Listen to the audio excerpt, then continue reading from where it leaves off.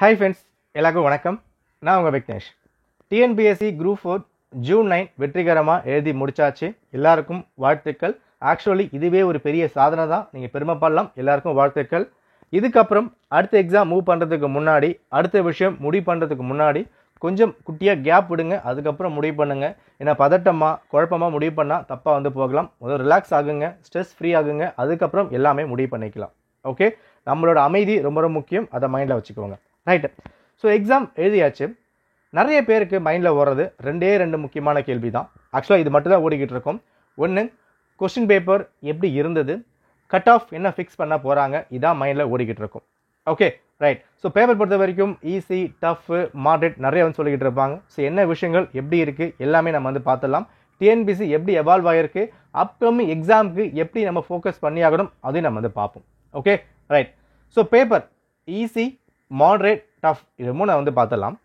நான் சொல்கிறதுக்கு முன்னாடி இல்லை மற்ற விஷயங்கள் பார்க்குறதுக்கு முன்னாடி, எக்ஸாம் ஹாலில் 3 மணி நேரம் ஒரு ஆஸ்பிரண்ட்டாக உங்களுக்கு என்ன விஷயங்கள் ஃபீல் ஆச்சு, ஹானஸ்ட்டாக கமெண்ட் பண்ணுங்கள். ஏன்னா நிறைய அகாடமிஸ் எல்லாருமே இதை போடுவாங்க. யூடியூப்பில் போல், டெலகிராம் போல் எல்லாம் போடுவாங்க. இந்த போல் பார்த்து இதான் நிஜம் அப்புறம் மாதிரி சில ஸ்டூடெண்ட்ஸ் வந்து ஃபிக்ஸ் பண்ணிக்கிறாங்க. நல்லா புரிஞ்சுக்கோங்க. இந்த போல்லாம் ஆஸ்பிரண்ட்ஸ் வீம்புக்கு கூட வந்து போடுவாங்க. எக்ஸாம் அட்டன் பண்ணாதவங்க கூட போல் போடுவாங்க. ஈவன் இந்த மாதிரி விஷயங்கள் முன்னாடி நாளாக வந்து பண்ணியிருக்கேன். ஸோ அந்த போல் மட்டுமே பார்த்து நீங்கள் வந்து நம்பிக்க வேண்டாம். நிறைய பேர் ஈஸின்னு போட்டிருக்காங்க, நிறைய பேர் டஃப்னு போட்டிருக்காங்க, அதுதான் உண்மையாக இருக்குமோ அந்த மாதிரி ஃபிக்ஸ் பண்ணிக்க வேண்டாம். எக்ஸாம் அட்டன் பண்ணாதவங்க கூட போல் போட முடியும். ஓகே, ஸோ எக்ஸாம் ஹாலில் உங்களுக்கு என்ன விஷயங்கள் ஃபீல் ஆச்சு, ஒரு ஆஸ்பிரண்ட் நல்லா ப்ரிப்பேர் பண்ணியிருக்காங்க, அவங்களுக்கு அந்த 3 மணி நேரம் என்ன விஷயங்கள் ஃபீல் ஆச்சோ அதே விஷயங்கள் தான் எல்லாருக்குமே ஃபீல் ஆகிருக்கும். Okay, right. இன்னொன்று, நிறைய இடத்துல நான் கேள்விப்பட்ட விஷயம், எனக்கு பேப்பர் ஈஸியாக இருந்தது அப்புறமா சொல்லியிருந்தாங்க. சில ஸ்டூடெண்ட்ஸ்லாம் ஈஸின்னு சொல்லும் போது மற்றவங்க அவங்க திட்ட ஆரம்பித்தாங்க. பட் எதுக்காக ஈஸின்னு சொல்கிறாங்க, அதுக்கான காரணமும் நான் வந்து சொல்கிறேன். ரைட். சரி ப்ரோ, உங்களுக்கு என்ன விஷயங்கள் ஃபீல் ஆச்சு பேப்பர் பார்க்கும் போது? இந்த வடிவேல் காமெடி ஒன்று வந்து வரும். 10 பேர் அடித்தானுங்க, அதில் ஒருத்தர் மட்டும் தண்ணியை கொடுத்து தெளிய வச்சு அடித்தான் அப்படின்னு சொல்லுவாங்கள்ல. ஆக்சுவலி அதே ஃபார்மெட் தான் டிஎன்பிசி இங்கே அப்ளை பண்ணியிருக்காங்க. இந்த இசிஜி கிராஃப் நீங்கள் பார்த்துருக்கீங்களா? மேலே ஏறும், அப்படியே இறங்கும், திரும்ப அப்படியே ஓடும், மேலே ஏறும், அப்படியே இறங்கும், திரும்ப மேலே ஏறும், இப்படி ஓடும். ஸோ இந்த ஃபார்மெட் தான் இங்கே குரூப் 4 பேப்பரில் அப்ளை ஆகியிருக்கு. ரைட். ஓகே, ஃபார் எக்ஸாம்பிள் இப்படி வந்து வச்சுக்கலாம். ஒரு ரேஷியோ 5:1 எக்ஸாம்பிளுக்காக அப்படின்னா 1 2 3 4 5 ஒரு 5 கொஷின்ஸ் இருக்குது. இங்கே 6 7 நான் வந்து வச்சுருக்கேன். Okay, right. சரி, எதுக்காக மெஜாரிட்டியான ஸ்டூடெண்ட்ஸு ஈஸின்னு சொல்கிறாங்க அப்படின்னு சொல்லும் போது நல்லா பாருங்கள். இந்த ஃபஸ்ட்டு 5 கேள்வி இருக்குல்ல, இந்த 5 கேள்வி ஈஸி அவ்வளோ ஈஸியாக கொடுத்துருக்காங்க. ரொம்ப சப்பையான ஒரு கேள்வி. பார்த்தோன்னே ஆப்ஷன் ஏ, ஆப்ஷன் பி, ஒரு டைம் பாலிட்டி புக்கு படிச்சிருந்தா போதும், ஒரு டைம் ஹிஸ்ட்ரி புக் படிச்சிருந்தா போதும், அதை அட்டன் பண்ண முடியும். அந்த மாதிரியான ஒரு ஈஸியான கேள்வியை கேட்டு வச்சுருந்தாங்க. பட் இங்கே என்ன ட்விஸ்ட்னா, இந்த 5 கேள்வி அட்டன் பண்ணும் போதே பேப்பர் ஈஸின்ற மைண்ட் செட்டுக்கு ஆஸ்பிரண்ட்ஸ் வந்துட்டாங்க. ஓகே, பட் இங்கே 6 7 இருக்க பாருங்க. இந்த 6 7 கேள்வி பார்க்கும்போது இது எங்கடா கேட்டு வச்சுருந்தாங்க, எந்த புக்கில் இருக்குது, எந்த கரண்ட் அஃபேர்ஸில் இருக்குது, எதுவுமே தெரியலையே. சொல்லப்போனால் சில சயின்ஸ் கேள்வியெலாம் கரண்ட் அஃபேர்ஸை லிங்க் பண்ணி கேட்டு வச்சுருந்தாங்க.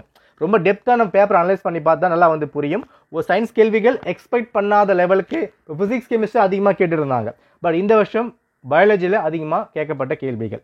ரைட். அப்போ எக்ஸ்பெக்ட் பண்ணாத ஒரு சில விஷயங்கள் நடக்க ஆரம்பிச்சது. அது ஈஸின்னு சொல்றதுக்கான காரணம் என்னன்னா, இந்த மாதிரி விஷயங்கள் தான். 6 7க்கு அப்புறம் 8லேருந்து ஒரு 10 ஒரு 15 வரைக்கும் ஈஸியாக கேட்டிருந்தாங்க. அடுத்த கேள்வி 16 20 வரைக்கும் கொஞ்சம் டஃப்பாக கேட்டு வச்சுருந்தாங்க. இந்த மாதிரி தான் பேப்பர் மேலேயும் கீழும் சீசா மாதிரி மேலே கீழே இறங்குனால ஸ்டூடெண்ட்ஸால் கரெக்டாக ஜட்ஜ் பண்ண முடியல. அது மட்டும் இல்லாமல் இந்த மாதிரியான ஈஸியான கேள்விகள் அட்டன் பண்ணும் போது பேப்பர் ஈஸின்ற மைண்ட் செட்டுக்கும் அங்கே வந்தாச்சு. ஓகே, பட் பேப்பர் எப்படி இருந்தது? லாஸ்ட் குரூப் 4 விட கஷ்டம் அப்படின்னு சொல்ல முடியாது, அதை விட ஈஸி அப்படின்னு சொல்ல முடியாது. பேப்பர் மாட்ரேட்டில் தான் வந்து கொடுத்துருந்தாங்க. அது ரொம்ப ஈஸி அப்படின்னு இல்லை, ரொம்ப டஃப் அப்படின்னா இல்லை, மாட்ரேட் டு டஃப் லெவல், இதை நம்ம வந்து ஃபிக்ஸ் பண்ணிக்கலாம். ஓகேவா? ரைட். அடுத்தது இதை ஏன் சொல்கிறேன்னா, ஃபஸ்ட்டு விஷயம் ஜென்ரல் தமிழ் எடுத்தோம்னா எல்லா வருஷம் குரூப் 4ல் 98 100 இந்த மாதிரி போட முடியும் அப்படின்னு சொல்லுவாங்க, எடுத்திருக்காங்க. பட் இந்த வருஷம் 98 தான் வருமானு கேட்டால் எனக்கு தெரிஞ்சு டவுட் தான். ஏன்னா மேக்ஸிமம் 95 தான் வர வாய்ப்பு இருக்கலாம். எனக்கு தெரிஞ்சு ஒரு 6 7 கேள்விகள் நினைக்கிறேன். எங்கேருந்து கேட்டாங்க எனக்கு தெரியல, புக்கில் இருக்கான்னு எனக்கு சரியாக தெரியல. மேபி தமிழ் நான் அதிகமாக நான் படிக்கல. பட் அனலைஸ் பண்ணி பார்க்கும்போது ஒரு 5லேருந்து ஒரு 6 கேள்விகள் எடுத்த கொஸ்டின் பேப்பர்லேயும் வந்து அது கிடையாது, புக்லேயும் பார்த்த மாதிரி இல்லை. தெரிஞ்சால் நீங்கள் வந்து சொல்லுங்கள். ஃபுல்லாக அனலைஸ் பண்ணிட்டு நம்ம வந்து பார்த்துக்கலாம். தமிழ் எனக்கு ஃபுல்லாக தெரியாதுங்க. பட் நான் அனலைஸ் பண்ண வரைக்கும் ஃபுல்லாக சென்டர் மார்க் வாங்க முடியுமான்னு கேட்டால் வாங்க முடியாது. ஒரு 90-95 நீங்கள் போட்டிருக்கீங்க, கரெக்டாக வருதுன்னா எஸ் அது குட் மார்க் தான். நீங்கள் 90 தான் வந்திருக்கு, 98 வரல, அதை பற்றி ஃபீல் பண்ண வேண்டாம். எனக்கு தெரிஞ்ச வரைக்கும் மெஜாரிட்டி இதுக்குள்ளே தான் இருக்க வாய்ப்பு இருக்குது தமிழ் பொறுத்த வரைக்கும். Okay right. அடுத்தது மேக்ஸு 25 கேள்விகள் இருக்குது. இந்த 25 கேள்விகளில் நல்லா ப்ரிப்பேர் பண்ணவங்க, நல்லா சால்வ் பண்ணவங்க எவ்வளோ மேக்ஸிமமாக போட்டிருக்க முடியும், கரெக்டாக போட்டிருக்க முடியும். எனக்கு தெரிஞ்ச வரைக்கும் அக்யூரேசியாக ஒரு 21 கேள்விகள் போட்டிருக்கலாம். ஒரு 18லேருந்து 21 வரைக்கும் சான்ஸ் இருக்குது. ஏன்னா ஒரு 4-5 கேள்விகள் கொஞ்சம் சுத்த விட்டுருந்தாங்க. செம்ம சால்வ் பண்ண முடியுது, செம்ம சால்வ் பண்ண முடியாமலாம் கிடையாது, செம்ம சால்வ் பண்ண முடியுது. இந்த புத்திசாலி, இந்த மாங்காய் ஒரு கேள்வி கேட்டு வச்சுருந்தாங்க. ரீசனிங் பார்ட்டும் கொஞ்சம் உள்ளே ஆட் ஆயிருந்தது. மேபி குரூப் 2 சிலபஸ் உள்ளே கொண்டு வந்தாங்களான்னு தெரியல. பட் இந்த இடத்துல டைம் கொஞ்சம் கன்சியூம் ஆக தான் செஞ்சது. அதாவது குரூப் 4னா இப்படி தான் இருக்கும் நம்பி போனவங்களுக்கு பேட்டர்ன், அந்த மேக்ஸ் பேட்டர்ன் கொஞ்சம் வந்து மாற்றி வச்சுருந்தாங்க. இதை டிஎன்பிசி எவால்வ் ஆகுறாங்களா இல்லை குழப்பி விடுறாங்களா, ஏன்னா ஒரு காம்படிட்டிவ் எக்ஸாம் பொறுத்த வரைக்கும் ஃபில்டர் பண்ணணும். அதுதான் முக்கியமான விஷயம் பார்ப்பாங்க. ஏன்னா 6000 போஸ்ட்டுக்கு 20 லட்சம் பேர் எழுதும் போது நிச்சயமாக ஃபில்டர் பண்ணி ஆகணும். ஏன்னா மேக்ஸ் எல்லாரும் நம்பிட்டு போனது 24 நம்ம வந்து போட்டுடலாம் அப்படின் போது இந்த பேப்பரில் 18லேருந்து 21 வரைக்கும் தான் சாலிடாக போட முடியும். பேலன்ஸ் ஒரு 4-5 கேள்விகள் லக்கும் அங்கே ப்ளே ஆகணும். ஏன்னா டைம் ரொம்ப இம்பார்ட்டன்ட். ஒரு 50 நிமிஷம் தான் மேக்ஸுக்கு போட முடியும்னா அந்த 50 நிமிஷத்தில் நிச்சயமாக ஃபுல்லாக சால்வ் பண்ணியிருக்க முடியாது. ஸோ மேக்ஸை பார்க்கும் போதும் நடுவில் தான் அந்த நகை ஃபிக்ஸ் பண்ணியிருந்தாங்க. அடுத்தது ஜிஎஸ் லெவல். இங்கே தாங்க நிறைய பேர் மாட்டினதே. ஸோ ஜிஎஸ் எனக்கு ஈஸி சொன்ன காரணமே நான் ஏற்கனவே சொன்ன ஒரு பாயிண்ட் தான். தெளிய வச்சு அடிச்சு தான் இங்கே வந்து மேட்டராக வந்து இருந்தது. பட் பேப்பர் ஈஸி அப்படின்னும் இல்லை, ஐயோ டஃப்பு அப்படின்னும் இல்லை, ஏதோ ஒரு மாதிரி வந்து செட் பண்ணி வச்சுருந்தாங்க. ஒரு சில பேப்பர்லாம் பார்க்கும்போது படித்தாலும் பதில் பண்ண முடியல. ஒரு டேட்டாலாம் கேட்டு பட்ஜெட்லாம் வந்து கேட்டிருந்தாங்க. அதை பார்க்கும்போதெல்லாம் எப்போதான் அதில் ஆன்சர் பண்ணுறது அப்புறமா தான் கொடுத்துருந்தாங்க. நம்பர்லாம் கொடுத்துருந்தாங்க, அதெல்லாம் வந்து சீக்கிரமாக பண்ண முடியல.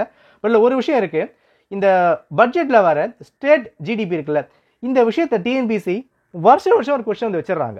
நீங்கள் ஃபுல்லாக செக் பண்ணி பாருங்கள். லாஸ்ட் குரூப் 2 ஒரு கொஸ்டின் வந்து நினைக்கிறேன், போன குரூப் 4 போன குரூப் 1 எல்லா வருஷமும் இந்த ஜிடிபியை பற்றி ஒரு கேள்வி வந்து பட்ஜெட்டை பேஸ் பண்ணி கேட்டு வைக்கிறாங்க. ஸோ அப்கமிங் குரூப் 1க்கோ குரூப் 2க்கோ அதை பார்த்துருப்பாங்க. இப்போ டிஎன்பிசியில் தமிழ்நாடு பட்ஜெட் தாக்கல் பண்ண போகிறாங்க, சென்ட்ரல் பட்ஜெட் வந்து கொண்டு வர போகிறாங்க. அந்த பட்ஜெட்டில் ஒரு நம்பர்ஸை பார்த்துருப்பாங்க. எல்லா வருஷமும் ஒரு கேள்வி அங்கே வச்சிடறாங்க. இல்லைனா என்ன பண்ணுறாங்கன்னா இருக்கிற ஸ்டேட்ஸில் மொத்தமாக 28 ஸ்டேட் இருக்கான். இந்த 28 ஸ்டேட்டில் எந்த ஸ்டேட் டாப்பில் இருக்காங்க இந்த மாதிரி கேட்குறாங்க. டாப் 3 யார் வராங்க அந்த மாதிரி கேட்குறாங்க. அதிகமான கடன் யார் வாங்கியிருக்காங்க, அதிகமான செலவு யார் பண்ணியிருக்காங்க, இந்த மாதிரி கேள்விகள் எல்லா வருஷமும் 1 or 2 கொடுத்துட்டே இருக்காங்க. ஸோ மறக்காமல் அப்கமிங்கு பார்த்துருப்பாங்க. Okay right. ஸோ ஜிஎஸும் அதே கான்செப்ட் தான். ஸோ ரொம்ப ஈஸி ரொம்ப டஃப்னு இல்லை, ஒரு சில கேள்வி பார்க்கும்போது ஈஸியாக ஃபேஸ் பண்ண முடியுது. பாலிட்டிலாம் வழக்கமான டெம்ப்ளேட் தான். டிஎன்பிசி என்ன எல்லா வருஷமும் கேட்பாங்களோ அதான் கேட்டிருந்தாங்க. சயின்ஸு கொஞ்சம் மாற்றி விட்டாங்க. ஏன்னா அதிகமாக இந்த கெமிஸ்ட்ரி பார்க்க அதிகமாக வந்து போவாங்க. ஆசிட் சால்ட் எல்லாம் கேட்டிருந்தாலும் நிறைய விஷயங்கள் கெமிஸ்ட்ரி ஃபிசிக்ஸ் தான் இருக்கும். பட் இந்த வருஷம் பயாலஜியில் முக்கியம் பாட்னியில் கேள்வி கேட்ட மாதிரி நான் வந்து பார்த்துருந்தேன். ஸோ அந்த விஷயங்கள் கொஞ்சம் மாறி இருக்குது. அண்டு கரண்ட் அஃபேர்ஸ் வந்து சில பழைய கரண்ட் அஃபேர்ஸ் கேட்டிருந்தாங்களோ அப்படின்ற விஷயமும் இங்கே வந்து இப்போ நகை இருந்தது. பட் ஓவராலாக பார்த்தோன்னா ரொம்ப ஹையாக எல்லாரும் போட்டிருப்பாங்களா. இப்போ ஈஸின்னு சொல்கிறாங்களே, இது ஈஸின்னு சொல்கிறவங்க கீ செக் பண்ண மார்க் அங்கே கம்மியாகிட்டே தான் வந்து வரும். இதான் வந்து ரியாலிட்டி. இது எல்லா காம்படிட்டிவ் எக்ஸாம்ஸ்க்கும் எக்ஸாம் ஹாலில் நம்ம பண்ணும்போது நான் வந்து ஒரு 180+ போட்டிருக்கேன், நான் 190+ போட்டிருக்கேன். இல்லை இப்படி வச்சுக்கலாமே, ஒரு ஆஸ்பிரண்ட்டு இப்போ ராமுன்னு ஒரு பையன் இருக்கான். ராமுன்ற பையன் எக்ஸாம் ஹாலில் நான் 185 நான் போட்டிருக்கேன் அப்படின்ற மைண்ட் செட் உள்ளே ஃபிக்ஸ் ஆகிருக்கும். பட் எக்ஸாம் ஹால் வெளியே வந்து கீ செக் பண்ணும் போது இதை 185 175+ வந்து மாறிடும். காரணம் என்னென்னா நம்ம ஃபிக்ஸ் பண்ண ஒரு கீயாக இருக்கும், டிஎன்பிசி வேறு கொடுத்துருப்பாங்க. ஒரு சில கொஸ்டினில் கீயே வந்து இல்லைங்க. ஐ திங்க் இந்த ஸ்டேட் அனிமல் நினைக்கிறேன், கேரளாவுக்கு ஏதோ வந்து கொடுத்துருந்தாங்க. ஆப்ஷனே இல்லை, 4 ஆப்ஷனுமே அதை வராது அதில். ஸோ ஆப்ஷன் இ நம்ம போடுறதால ஏபிசிடி போடுறது ஒன்றுமே தெரியல. ஸோ கீ என்ன கொடுக்க போகிறாங்க அதை நம்ம வந்து பார்த்தாகணும். இன்னொன்று இந்த நபார்ட் ஆர்பிஐ ஒரு கொஸ்டின் வந்து கொடுத்துருந்தாங்க. அதுக்கு வந்து வெப்சைட்டில் வேறு மாதிரி இருக்குது, ஸ்கூல் புக்கில் வேறு மாதிரி இருக்குது. ஸோ ஸ்கூல் புக் ஃபிக்ஸ் பண்ண போகிறாங்களா, வெப்சைட் ஃபிக்ஸ் பண்ண போகிறாங்களா, வெயிட் பண்ணி தான் பார்த்தாகணும். ஸோ இந்த மாதிரி சில கான்ட்ரவர்சியும் இருக்குது. ஸோ இப்படிலாம் பார்க்கும்போது பேப்பர் ரொம்ப ஈஸினும் இல்லை, ரொம்ப டஃப்னும் இல்லை, மாட்ரேட் டு டஃப் நம்ம வந்து ஃபிக்ஸ் பண்ணிக்கலாம். ஸோ ஈஸின்னு சொல்கிறவங்க கொஞ்சம் மைண்டை வந்து அப்செட் ஆக வேண்டாம். சில பசங்க எல்லாரும் ஈஸின்னு சொல்கிறாங்க அப்போ என்ன கஷ்டமோ அப்படின்னு ஃபீல் பண்ணுறாங்க. அப்படி கிடையாது. பேப்பர் கரெக்டாக ஜட்ஜ் பண்ண முடியல. எக்ஸாம் ஹாலில் ஃபிக்ஸ் பண்ணது ஒன்று, வெளியே வந்து ஃபிக்ஸ் பண்ணது ஒன்று. ஓகே, இப்போ நான் சொல்லும் போது ஐயோ நான் ஈஸி நினச்சேனே, பேப்பர் டஃப்பாக இருக்குமோ, அப்போ எனக்கு மார்க் வராதோ அப்படின்னு நீங்கள் வந்து யோசிக்க வேண்டாம். கட் ஆஃப் என்ன இருக்கும் அப்படின்னு சொல்லும் போது ஆக்சுவலி எனக்கு பதில் தெரியாது. எனக்கு மட்டும் இல்லை, யாருக்குமே இதுக்கான பதில் தெரியாது. Last time cut off predict பண்ணது எல்லாமே தப்பாக தாங்க போச்சு. எல்லாருமே ஒன்று சொன்னோம் யூடியூப்பில், பட் டிஎன்பிசி வேறு மாதிரி தான் ஃபிக்ஸ் பண்ணியிருந்தாங்க. இந்த டைமும் என்ன கொண்டு வர போகிறாங்க யாருக்குமே ப்ராப்பராக தெரியாது. ஐ திங்க் ரிசல்ட் உங்களுக்கு Jan 2025 தான் வரும்னு நினைக்கிறேன். இங்கேருந்து ஒரு 5 மாதம் ஆகும்னு நினைக்கிறேன். ஸோ நீங்கள் அது வரைக்கும் வெயிட் பண்ணி தான் ஆகணும். அதுக்குள்ளே என்ன கட் ஆஃப் வரப்போகுது யாரும் ஒரு முடிவுக்கு வர வேண்டாம். ஸோ ஒரு கேட் லாஸ்ட் டைம் வந்து 186 187 நினைக்கிறேன், டாப் மார்க் நினைக்கிறேன், கரெக்டாக தெரியல. பட் இந்த ரேஞ்சுக்கு நம்ம பார்த்தாலும் உங்களுக்கு வந்து கொஞ்சம் 170+ இருக்கலாம், அந்த மாதிரி வந்து போகலாம். பட் கரெக்டாக சொல்லிட முடியாது. ஸோ கட்டாவை பற்றி யாரும் யோசிக்க வேண்டாம். பேப்பர் எப்படி இருந்தது அதை மட்டும் மைண்டில் ஃபிக்ஸ் பண்ணிக்கோங்க. எக்ஸாம் ஹாலில் போட்ட கீயும் நீங்கள் வந்து செக் பண்ண கீயும் செக் பண்ணுங்கள், எவ்வளோ வந்து வேரியேஷன் அங்கே வந்து வருது அப்படின்னு பாருங்கள். அங்கே ஃபீல் பண்ண ஃபீலும் கீ பார்த்ததுக்கப்புறம் ஒரு விஷயம் வந்து ஃபீல் ஆகும், அதை வந்து செக் பண்ணி பாருங்கள். ஓகேவா? இங்கே முக்கியமான விஷயமே நம்ம பார்க்க வேண்டியது அடுத்த கட்டம் மூவ் ஆகணும் இல்லையா? ஸோ அடுத்த குரூப் 2 வருது, அடுத்த குரூப் 1 வருது. குரூப் 2ல் குரூப் 4ல் பாட்னி கேட்டிருந்தாங்க, நான் பாட்னி படிக்க போகிறேன். கரண்ட் அஃபேர்ஸ் கேட்டாங்க, கரண்ட் அஃபேர்ஸ் படிக்க போகிறேன். இதான் பண்ணுற தப்பு, அதை பண்ணவே கூடாது. ஓகே, ஃபர்ஸ்ட்டு பேப்பர் என்னங்க கேட்டிருக்காங்க? நிறைய இடத்துல பேப்பர் எவால்வ் ஆகிருக்கு, கண்டென்ட் கொஞ்சம் டெப்த்தாக்க ட்ரை பண்ணுறாங்க. ஓகே, ஸ்டேட்மெண்ட் அதிகமாக கேட்குறாங்க, ரீசன் அந்த காரணம் கூற்று அதிகமாக கேட்குறாங்க. அந்த மாதிரி கேள்விகள் டைமிங் அதிகமாக போகுது. அப்போது ஒரு டெஸ்ட் நீங்கள் சால்வ் பண்ணும் போது அந்த மாதிரியான கேள்விகள் அதிகமாக ஃபோக்கஸ் பண்ணுங்கள். மேக்ஸ் இருக்குது, இப்போ ப்ரிலிம்ஸ் சிலபஸில் ரீசனிங் கொடுக்கல, மெயின்ஸில் ரீசனிங் கொடுத்துருக்காங்க குரூப் 2ல். அப்போது ப்ரிலிம்ஸ் படிக்கும் போதும் ரீசனிங் சேர்த்து படிங்க. இப்போ டைஸ் இருக்குது, இந்த பகடை வந்து கொடுப்பாங்க, கேலண்டர்ஸ், இந்த மாதிரி சம்லாம் மேபி கேட்க வாய்ப்புகள் இருக்கலாம். அப்போ அதை ஃபிக்ஸ் பண்ணி வந்து பார்க்கலாம். கோடிங் ப்ரிலிம்ஸ்லையும் கேட்கலாம், மெயின்ஸ்லையும் கேட்கலாம். அப்போ பேப்பரை டீகோட் பண்ணுங்கள். வெறும் 4 ஆப்ஷன் கீ அது மாதிரி பார்க்கணும் அந்த மாதிரி கிடையாது. ஒரு சப்ஜெக்ட்டும் பாலிட்டியா டெம்ப்ளேட் மாறவே இல்லை, அப்படி தான் கேட்டிருக்காங்க. ஐஎன்எம் ஆல்மோஸ்ட் ஒரே மாதிரி தான் வந்திருந்தது. எக்கனாமிக் கேள்விகள் கொஞ்சம் ஈஸியாக கேட்டிருந்தாங்க. ஹிஸ்ட்ரி யூனிட் நம்பர் 4 இருக்கு பாருங்க, சொல்ல மறந்துட்டேன். யூனிட் நம்பர் 4 ரொம்ப டெப்த்தாக தான் கேட்டு வச்சிருந்தாங்க. அதை நம்ம ஆக்சுவலாக படிக்க டாபிக் ஒரு முகல்ஸோ டெல்லி சுல்தானோ இந்த மாதிரி மேலோட படிப்போம் இல்லையா, அந்த மேலோட்டமான டாபிக்ஸ் இங்கே அதிகமாக இல்லை, கொஞ்சம் உள்ளே வந்து போய் கேட்டு வச்சுருந்தாங்க. அப்போது இந்த மாதிரி கேள்விகளுக்கு இன்னும் புக்கு நல்லா வந்து படிக்கணும். சமைச்சர் புக்கே ஆல்மோஸ்ட் போதுமானதாக இருக்கும் ஹிஸ்ட்ரிலாம் பொறுத்த வரைக்கும். அதே நீங்கள் டெப்த்தாக படித்தாதான் எல்மேஷாவது பண்ண முடியும். ஏன்னா அப்கமிங் குரூப் 2வும் குரூப் 1 டிகிரி லெவல் கேட்கும் போது சமைச்சரையும் டிகிரியும் சேர்த்தா வந்து கேட்பாங்க. அப்போ ஆப்ஷன் இங்கே குழப்பி விட வந்து பின்னாக வாய்ப்பு இருக்குது. அப்போ என்ன பண்ணியாகணும், இன்னும் ஸ்ட்ராங்காக நீங்கள் ப்ரிப்பேர் பண்ணணும். படிக்கிற விஷயத்த மாற்றுங்க, சோர்ஸை மாற்ற வேண்டாம், படிக்கிற விஷயத்த மாற்றினாலே போதுமானதாக இருக்கும். ஓகேவா? ஸோ பேப்பர் ஃபுல்லாக அனலைஸ் பண்ணுங்கள், என்ன மாதிரி கேட்டிருக்காங்க, எப்படி கேட்டிருக்காங்க.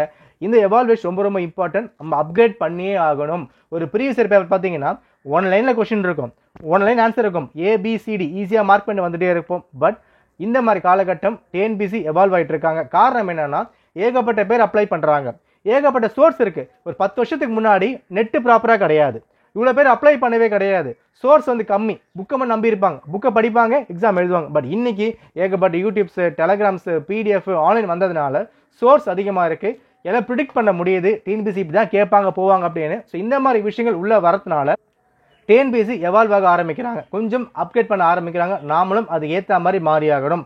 காலத்துக்கு ஏற்ற மாதிரி தான் கொஸ்டின் பேப்பரும் செட் பண்ணுவாங்க. ஸோ ஒரு சில விஷயங்கள் டெம்ப்ளேட் மாறலனாலும் ஒரு சில விஷயங்கள் மாறி இருக்குது. கரண்ட் அஃபேர்ஸ் ஒரு 2 இயர்ஸ் கொஞ்சம் லிங்க் பண்ணால் தான் ஆன்சர் பண்ணுற மாதிரி வந்து இருக்குது. மேக்ஸும் இன்னும் வந்து அப்டேட் பண்ணிக்கிட்டு இருக்காங்க. பட் ப்ரீவியஸ் இயர் கொஸ்டினுக்கு இதுக்கும் ஓரளவு செட் ஆகிற மாதிரி தான் வந்து இருக்குது. பட் லாஸ்ட் இந்த 5-6 இருக்குல்ல, அந்த மாதிரி கேள்விகளை கட் ஆஃப் ப்ரிடிக்ட் பண்ணுது. அப்போ அதுக்கேற்ற மாதிரி ப்ரிப்பரேஷன் நீங்கள் கொண்டு போய் ஆகணும். ஓகே, ஸோ ஃபைனலாக குரூப் 4 பேப்பர் ரொம்ப ஈஸின்னு சொல்கிறவங்க கொஞ்சம் வந்து செக் பண்ணுங்கள், கீ செக் பண்ணுங்கள். ரொம்ப டஃப்னு சொல்கிறவங்களும் பயப்பட வேண்டாம். நீங்கள் என்ன பண்ணியிருக்கீங்களோ நல்லா பாருங்கள். ஒரு 4 மாதம் எக்ஸாம் ப்ரிப்பேர் பண்ணியிருக்கீங்க, ஒரு நாளைக்கு 8 மணி நேரம் ப்ரிப்பேர் பண்ணியிருக்கீங்க, எல்லா சமைச்சர் புக்கும் படிச்சிருக்கீங்க, டெஸ்ட் பேட்ச் எல்லாமே போட்டிருக்கீங்க, கிளாஸ் எல்லாமே போயிருக்கீங்க. ஸோ இந்த மாதிரி ஃபீல் பண்ணுறவங்களுக்கு டஃப்பாக ஃபீல் ஆச்சா? எல்லாருக்குமே அப்படி தான் ஃபீல் ஆகும். இன்னும் சில பேருக்கு இல்லை ப்ரோ எப்படி பார்த்தாலும் எனக்கு ஈஸியாக இருக்குன்னு ஃபீல் ஆகுதுன்னா அவங்க ப்ராப்பராக படிச்சிருப்பாங்க, ஒரு டெஸ்ட் பேட்ச் ப்ராப்பராக போட்டிருக்கலாம், அது கரெக்டாக ஃபாலோ பண்ணியிருப்பாங்க. இந்த மாதிரி விஷயங்களும் அங்கே வந்து இருக்கும். ஏன்னா இப்போ ஒரு சில அகாடமி நம்ம வந்து எடுத்துட்டோம்னா இந்த டாபிக் நிச்சயமாக ஒரு டீச் பண்ணியிருப்பாங்க, அங்கே கேள்விகள் அதிகமாக வந்து வந்திருக்கும், அது அவங்களோட லக்காக இருக்கலாம், நல்லா டீச் பண்ணியிருப்பாங்க, டெஸ்ட் பேட்ச் ப்ரிடிக்ட் பண்ணி போட்டிருப்பாங்க. அப்போ அந்த மாதிரி விஷயங்கள் அந்த ஆஸ்பெண்ட் நல்லா ஃபாலோ பண்ணதுனால நல்லா வந்து பண்ணியிருக்கலாம். ஓகேவா? பட் செல்ஃபாக ப்ரிப்பேர் பண்ண ஆஸ்பெண்ட்ஸ்க்கு பேப்பர் கொஞ்சம் மாடரேட்லேருந்து டஃப் இங்கே தான் வந்து போயிருக்கும். உங்களுக்கு என்ன ஃபீலோ எல்லாருக்குமே அதாங்க ஃபீல் இருக்கும். இங்கே வர கமெண்ட்ஸோ வர போல்ஸோ அதை பற்றி நீங்கள் யோசிக்க வேண்டாம், நல்லா தான் பண்ணியிருக்கீங்க. அதை மைண்டில் வச்சுக்கிட்டு அடுத்த லெவல் மூவ் ஆகுங்க. அடுத்து வரப்போகிற குரூப் 2க்கோ அடுத்து வரப்போகிற குரூப் 1க்கோ ப்ராப்பராக அனலைஸ் பண்ணி மெத்தடை மாற்றுங்க, படிக்கிற மெத்தடை மாற்றுங்க, அட்டென்ட் பண்ணுற மெத்தடை மாற்றுங்க, நல்லாவே ஸ்கோர் பண்ண முடியும். ஓகே, ஸோ எனக்கு தெரிஞ்ச வரைக்கும் கட் ஆஃப் போன வருஷத்தை விட இந்த வருஷம் கம்மியாக சான்ஸ் இருக்குன்னு நினைக்கிறேன். பட் கரெக்டாக சொல்ல முடியல, ஏன்னா லாஸ்ட் டைம் நம்ம சொன்னோம் அது மாறிடுச்சு. ஸோ ப்ரிடிக்ட் பண்ண முடியல. வெயிட் பண்ணுங்கள், எல்லாமே நம்ம ஓரளவுக்கு அனலைஸ் பண்ணி TNPSC டென்டேட்டிவாக கீ கொடுத்தாங்கன்னா தான் நம்ம ஓரளவுக்கு வரவே முடியும். நிறைய கேள்விகளுக்கு பதில் மாறுது. தமிழாக இருந்தாலும் ஜிஎஸ்ஆர் இருந்தாலும் ஆன்சர் வந்து பின்னாக்கா மாறுது. எல்லா அகாடமிக்கையும் அப்படி தான் வந்து இருக்கும். ஒரு 10 கேள்வியாவது வேரி ஆகும். அதில் ஒரு டென்டேட்டிவ் கீ கொடுத்தாங்கன்னா அதை வச்சு ஒரு அசம்ஷனுக்கு வர முடியும். கட் ஆஃப் அப்போ நம்ம வந்து பார்த்துக்கலாம். இப்போதைக்கு நீங்களே ஒரு முடிவுக்கு வந்துட வேண்டாம். Okay, all the best. எல்லாம் பண்ணியிருக்கீங்க. அண்ட் நிறைய பேர் கமெண்ட் பண்ணியிருந்தீங்க, மெசேஜ் பண்ணியிருந்தீங்க, நிறைய டெஸ்ட்டு ஹெல்ப் ஆச்சு அப்படின்னு. ரொம்ப நன்றி. அண்ட் நம்மளுக்கு அடுத்த வரப்போகிற குரூப் 2க்கும் ஃப்ரீ தமிழ் டெஸ்ட் கொண்டு வர போகிறோம். ஆனால் வேறு கேள்விகள். ஏன்னா டிஎன்பிசி மாறிட்டாங்க. ஸோ நம்ம அதே கொஸ்டின் குரூப் 4 குரூப் 2 கொடுத்தோம் அப்படின்னா அதே படிக்க போகிறீங்க, பட் யூஸ் இருக்காது.